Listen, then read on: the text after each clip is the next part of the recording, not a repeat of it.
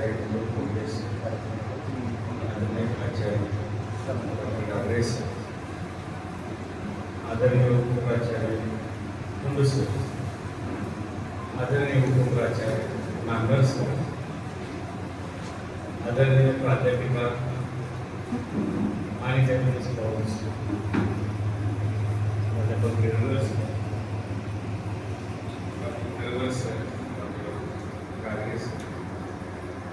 आणि तुम्ही सर्व मित्र मैत्रिणी आणि स्वतः आम्ही तो सोमवारची आठवण काढून दिली म्हणून मी काल शनिवारी झालो, पुन्हा सोमवार आठवायला आणि त्यात मी असं आहे की शोरूम मी येत ना, तो गोडाऊन मी घेत ना. 20 वर्षानंतर एवढ्या आठवणी ताज्या आहेत, तर 20 वर्षापूर्वी कसं असतं, कारण ते सांगताना 19 सांगतात, पण त्यांनी प्रवेश घेतला ते 20वं वर्ष. 20 वर्षानंतर सुद्धा हे ताजं आहे. असं वाटतं की यांचं पिरियड आता 4-5 वर्षापूर्वी झाले. आणि हा गेट टुगेदरचा औपचारिक समारोपाचा भाग आहे. गेले महिनाभर गेट टुगेदर चालूच आहे. एवढ्या वर्षानंतर एकेकाला बघितल्यानंतर परत ते दिवस आठवायला गेले. बऱ्याच जणांनी येऊन नमस्कार करून खूप छान सांगितलं आणि म्हणून म्हणते आम्ही तुम्हाला लई त्रास दिला. म्हटलं तुम्ही का म्हणताय ते कळतं मला, कारण माझाच लई तुम्हाला त्रास झाला. त्यामुळे माझं नाव घेतलं की सगळे गुलगुल्या झालेले हसतात सारखे, कारण त्यावेळेचा सीझनच तसा होता. आता कोणी प्राध्यापक आताच्या विद्यार्थ्यांना असं म्हणू शकत नाही, बोलू शकत नाही. हे सगळे त्यांच्याशी सहमत असतात. बीएडला सुद्धा बाकीच्या ठिकाणी तर लांबच आहे, तरी सुद्धा या शिक्षण क्षेत्रातल्या ट्रान्झॅक्शनच्या पिरियड मध्ये तुम्ही जो इथला ठेवा बसा अजून जपून ठेवलाय, याच्या इतका सार्थ अभिमान बाळगण्यासारखी आमच्या आयुष्यात कुठली गोष्ट आहे. कारण today is the balance of yesterday and it is investment for tomorrow. आजचा तुमचा आज हा कालचा बॅलन्स म्हणून जो शिल्लक राहिला तो आज तुम्ही आज जगताय, आणि आज जो आज जगताय तो उद्यासाठी इन्व्हेस्टमेंट आहे. हे रोज सकाळी उठल्यानंतर मनाला सांगावं लागतं. सगळ्यांनी सुख दुःखाच्या गोष्टी सांगितल्या, तरी पण आयुष्यात 3 गोष्टी जपून ठेवाव्या लागतात. 1, you have to accept it. Second, you have to change. And third, you have to live. First it is accept, स्वीकारा. जसं आहे तसं स्वीकार. वस्तू, व्यक्ती आणि परिस्थिती बदलण्याच्या भानगडीत पडू नका. आहे ते स्वीकार. जर स्वीकारता येत नसेल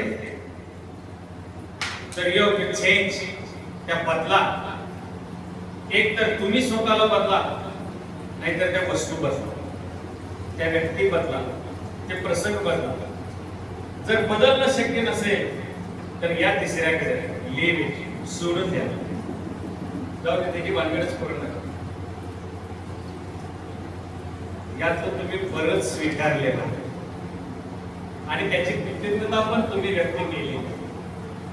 मी कालपासून आल्यापासून संयोजकांना, म्हणजे मी फार आठवणी सांगणार नाही, कारण आठवणी आमच्या इतक्या खोलवर घुसलेल्या आहेत. त्याच्या जखमा अजून वाळलेल्या नाहीत, वन तर कायमच राहते.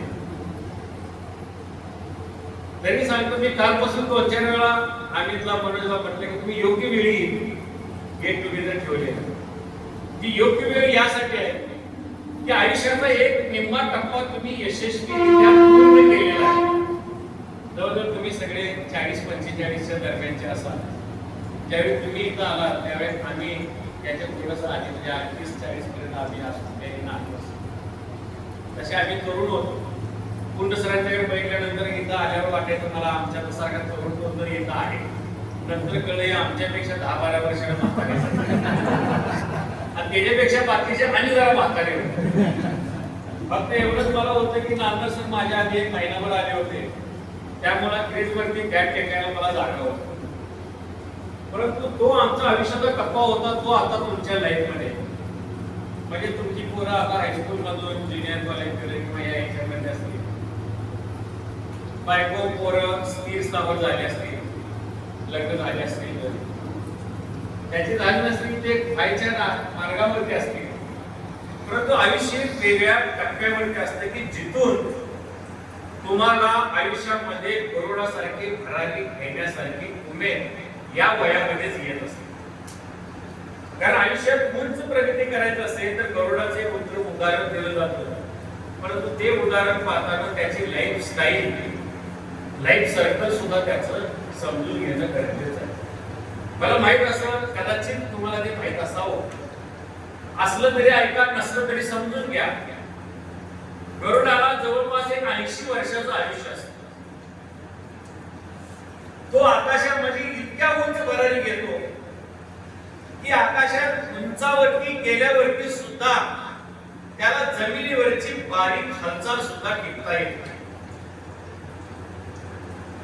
या गोष्टीचा फक्त गरुडाशी संबंध लावू नका. आकाशाच्या उंचावरती गेल्यावरती सुद्धा जमिनीवरची बारीक हालचाल त्याला टिपता येते.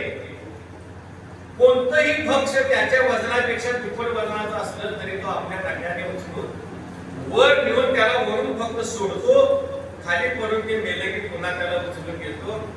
कोण येणार नाही अशा डोंगर कड्या कपारीमध्ये घेऊन त्याला आपलं जेवण जेवतो, कोण भरले की सोडून देतो इतर प्राणी. आणि जेव्हा भूक लागेल तेव्हा पक्षासाठी, नाहीतर आकाशात विहंगाम करण्याचा तो आपला छंद सोडत नाही. 40 वर्ष झाल्यानंतर गरुडाला दाखवायला लागतं की आता माझी ही पंख उंच आकाशात भरारी मारण्यासारखी राहिलेली नाही. माझी ही चोच भल्या मोठ्या प्राण्यांना फाडण्यासाठी आता योग्य राहिली नाही.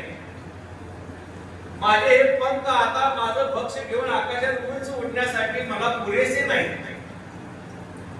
आता मला हे एक तर स्वीकारावं लागेल, नाहीतर बदलावं लागेल, नाहीतर सोडावं लागेल. ते ठरवतो आता मला बदलायचंच आहे, कारण आता माझं ते वय झालेलं आहे, 40 आलेलं. इट इज ट्रूथ, ही गोष्ट नाही, इट इज लाईफ सायकल. डोंगर कड्या कपारीत तो गरुड स्वतःला कोंडून घेतो आणि त्या आपल्या नख्या ज्या आता उपयोगाच्या राहिलेल्या नाही, त्या सगळ्या नखात तो त्या कड्या कपारीला मोडून टाकतो आणि बिन नख्याचा गरुड तयार होतो. जे पंख मला आकाशात उंच नेऊ शकत नाही ते पंख मला नको, आपल्या चोचीनं ते सगळे पंख गोडगोडून काढतो आणि एक हुंडा गरुड तयार होतो. माझी चोच आता भक्ष्य माझं खाऊ शकत नाही म्हणून तो दगडावर घासून सगळी चोच मोडून टाकतो. 6 महिने स्वतःला त्या डोंगर कड्या कपारीत गाडून घेतो. 6 महिन्यामध्ये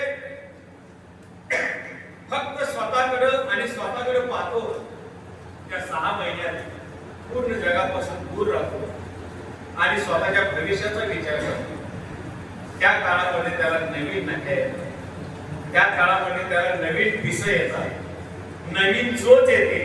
6 महिन्यानंतर कड्या कपारीतून तो बाहेर येतो आणि सगळ्या जगाला उलटून सांगतो, युद्ध अजून संपलेलं नाही, मी अजून हरलेलो नाही. जोपर्यंत मी जिंकत नाही तोपर्यंत हे युद्ध संपत नाही. 40 वर्षानंतर पुन्हा तो आकाशात भरारी घेतो आणि म्हणूनच त्या भरारीला गरुड भरारी हे नाव पडले. It is true life cycle of Garuda. आता ती वेळ आलेली आहे आयुष्याच्या या टप्प्यावर. आतापर्यंत लय बाहेर चाललं, आता इथनं लय जबाबदारी आहे. पोरं मोठी होणार, त्यांची लग्न, त्यांची पोरं, नातूंची रिटायरमेंट, आयुष्याची जडणघडण, घर बांधणे, गाडी घेणे, आई वडिलांचा सांभाळ करणे, सामाजिक कार्य करणे, संपर्कात आलेल्या सगळ्यांच्या वृत्ती करणे आणि या वयामध्ये तुम्ही तुमच्या समोरच्या लेकरा बाळावर आई वडिलांची सेवा करण्याचं संस्कार जे अण्णांनी तुम्हाला सांगितलं होतं ते रुजवण्याची वेळ आहे. आणि पुन्हा 20 वर्षानंतर तुमचे विद्यार्थी एकत्र येऊन तुम्हाला बोलले पाहिजे की आमचे सर ती इचलकरंजीवरती 450 किलोमीटरला पावरा आलाय. मी माझी बी डिस्टन्स काय ते 500 किलोमीटर आणि ते दर आठवड्याला असायचं. दर आठवड्याला 1000 किलोमीटर. आमचा सोमवार आणि शनिवार कधी उपयोगात नसायचा. मंगळवार ते शनिवार शुक्रवार पर्यंत काय काम केलं त्याचा अनुभव कालपासून पुढे घेते. 20 वर्षानंतर तुमचे विद्यार्थी तुम्हाला बोलवून ही सगळी प्रश्नांची उत्तरं तुम्ही जे मांडले अनुभव मी तुमच्यापर्यंत तुमच्या विषयी आमच्याकडे घेते. त्यावेळी हा आजचा मेळावा गेट टुगेदर साजरा झाला असल्यामुळे धन्यवाद.